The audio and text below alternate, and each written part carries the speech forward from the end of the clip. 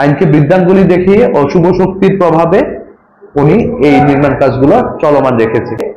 Fascist Awami League সরকারের অবৈধ MP বাইট্টা জাফরের শ্যালক মৌলভী ইউনূস স্থাপনা নির্মাণ করছে, বাড়ি নির্মাণ করছে। এটা হচ্ছে বিএস দাগ 761 এবং বিরোধপূর্ণ জায়গার পরিমাণ 5 থেকে প্রায় 9 শতক।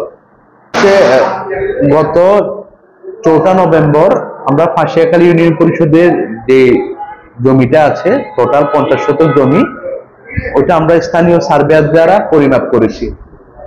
তো এখানে 50 শতক জমির মধ্যে কিছু অংশ ফাঁসিয়াখালী ইউনিয়ন পরিষদের এখন যে বাউন্ডারিটা রয়েছে তার বাইরেও কিছু জমি রয়েছে, যেটা ফাঁসিয়াখালী ইউনিয়ন পরিষদের দলিল এবং খতিয়ান দুই জায়গায় রয়েছে। ফাঁসিয়াখালী ইউনিয়ন পরিষদের স্বীকৃত খতিয়ান হচ্ছে 446 এবং বিরোধপূর্ণ যে জমিতে ফ্যাসিস্ট আওয়ামী লীগ সরকারের অবৈধ এমপি বাইট্টা জাফরের শ্যালক মৌলভী ইউনূস স্থাপনা নির্মাণ করছে, বাড়ি নির্মাণ করছে। এটা হচ্ছে বিএস দাগ 761 এবং বিরোধপূর্ণ জায়গার পরিমাণ 5 থেকে প্রায় 9 শতক।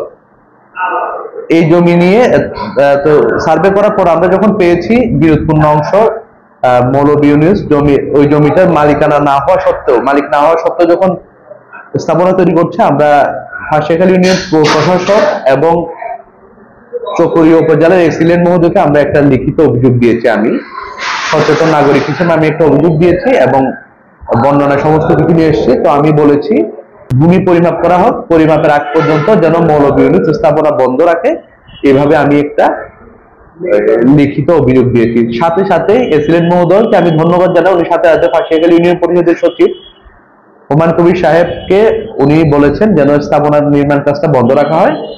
তো হুমায়ুন কবির সাহেব সম্ভবত ওনাকে বলেছিলেন দফাদারের মাধ্যমে কাজটা বন্ধ করাবেন, গ্রাম পুলিশের যিনি দফাদার আছেন। কিন্তু আজকে প্রায় 2 সপ্তাহ হয়ে যাওয়ার পরও এসিলেন্ট মহোদয়ের নির্দেশ থাকার পরেও স্থাপনা নির্মাণ কাজ বন্ধ হয় নাই। বর্তমানে ছাদ ঢালাই এর পর্যায়ে আছে।